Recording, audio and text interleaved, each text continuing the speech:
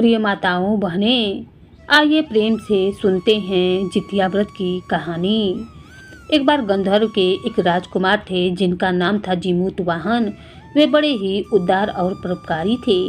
जिमूत वाहन के पिता ने वृद्धावस्था में वानप्रस्थ आश्रम में जाने से पहले राजकुमार जिमूत वाहन को अपनी जगह पर राजसिंहासन पर बैठा दिया, किंतु उनका मन राजपाट में बिल्कुल भी नहीं लगता था।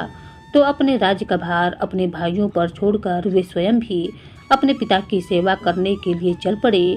वही एक दिन वन में ही राजकुमार जिमूत वाहन की भेंट मलयवती नामक एक राजकन्या से हुई और दोनों में प्रेम हो गया। फिर एक दिन जब वन में भ्रमण करते हुए जिमूत वाहन काफी आगे चले गए तो उन्हें एक वृद्धा रोते हुए दिखाई दी। पूछने पर उन वृद्धा ने बताया कि मैं नागवंश की स्त्री हूँ। मुझे एक ही पुत्र है और पक्षीराज गरुड़ के क्रोध से मुक्ति दिलाने के लिए नागों ने यह व्यवस्था की है कि वे गरुड़ को प्रतिदिन भोजन के रूप में एक युवा नाग सौंपा करते हैं और इस तरह से वह गरुड़ प्रतिदिन एक युवक को खा जाता है। और आज मेरे पुत्र शंखचूर्ण की बलि का दिन है। आज का यह दिन मेरे लिए बहुत ही भयावह और काला दिन है, क्योंकि आज मेरा पुत्र मुझसे हमेशा के लिए दूर हो जाएगा और आज मैं पुत्र विहीन हो जाऊंगी। और एक स्त्री के लिए इससे बड़ा दुख क्या होगा कि उसके जीते जी उसका पुत्र ही ना रहे। उस वृद्धा के विलाप को सुनकर राजकुमार जिमूत वाहन को बड़ा ही दुख हुआ और उन्होंने उन वृद्धा को ढंढास बंधाते हुए कहा, माता आप डरो मत, मैं आपके पुत्र के प्राणों की रक्षा करूंगा और आज उसकी जगह पर मैं स्वयं अपने आप को उसके लाल कपड़े में ढककर वैधशिला पर लेट जाऊंगा ताकि गरुड़ मुझे ही खा जाए, परंतु तुम्हारा पुत्र बच जाए। ऐसा कहकर जिमूत वाहन ने शंखचूर्ण के हाथ से लाल कपड़ा ले लिया और वे उसे लपेटकर गरुड़ को बलि देने के लिए चुनी गई बाध्यशिला पर लेट गए।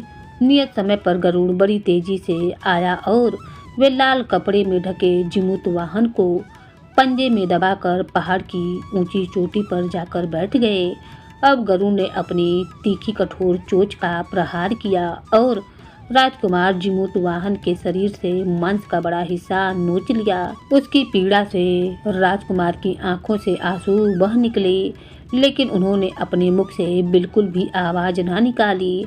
अपने पंजे में जकड़े प्राणी की आंखों में से आंसू निकलते, लेकिन मुंह से बिल्कुल भी आवाज न सुनकर गरुड़ बड़े ही आश्चर्य में पड़ गए, क्योंकि इससे पहले ऐसा कभी भी नहीं हुआ था।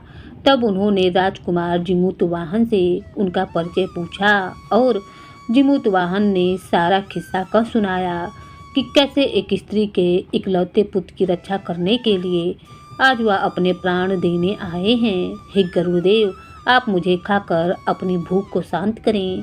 तब गरुड़ उनकी बहादुरी और दूसरे के प्राणों की रक्षा के लिए स्वयं का बलिदान देने की हिम्मत और इस भाव से बड़े प्रभावित हुए।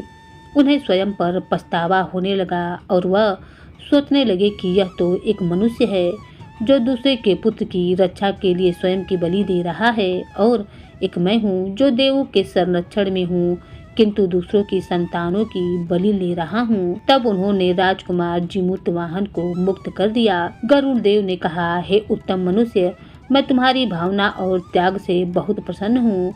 मैंने तुम्हारे शरीर पर जो घाव किए हैं उसे ठीक कर देता हूँ। तुम अपनी प्रसन्नता के लिए मुझसे कोई वरदान मांगो। तब राजकुमार जिमूत वाहन ने कहा, हे पक्षीराज, आप तो सर्व समर्थ हैं। यदि आप प्रसन्न हैं और वरदान देना ही चाहते हैं तो आप सर्पों को अपना आहार बनाना छोड़ दें।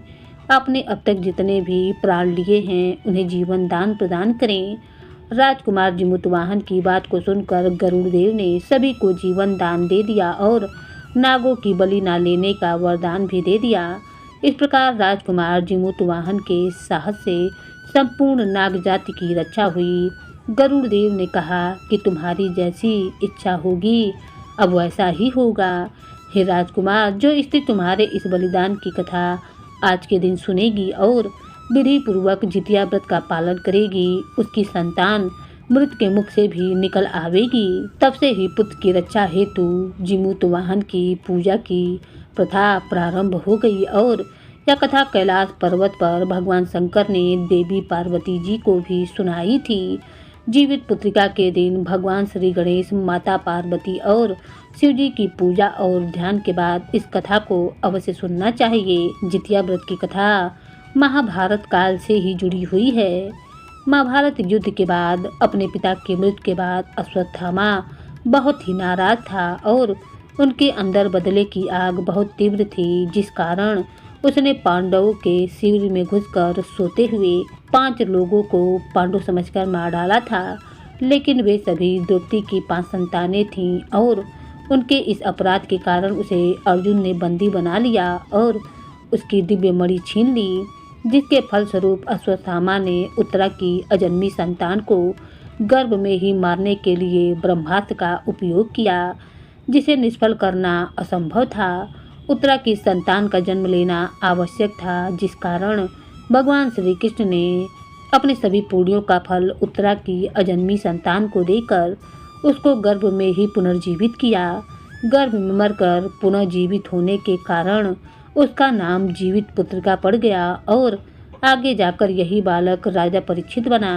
तभी से संतान की सुरक्षा के हेतु जीवित पुत्रिका व्रत का पालन किया जा रहा है। ये थी जितिया व्रत की पारंपरिक कथा।